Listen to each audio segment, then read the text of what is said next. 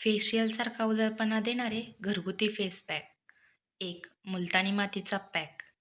1 चमचा दही, अर्धा बटाटा, टोमॅटोची 1 फोड, 1 चमचा लिंबाचा रस. हे मिश्रण मिक्सरमधून काढून चाळणीच्या साहाय्याने गाळून घ्या. ह्यामध्ये 1 चमचा बेसन आणि 1 चमचा मुलतानी माती घेऊन मिश्रण एकजीव करून घ्या. हा फेस पॅक चेहऱ्यावर 15 मिनिटं लावावा. ह्या फेस पॅकमुळे चेहरा गोरा, मऊ आणि एकसमान दिसतो. 2. मसूर डाळीचा पॅक.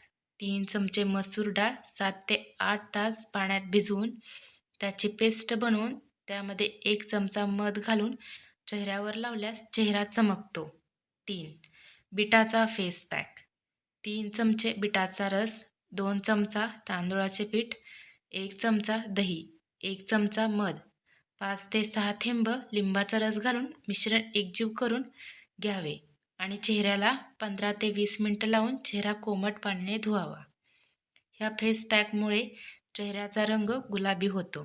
तसेच चेहरा गोरा आणि मऊ होतो.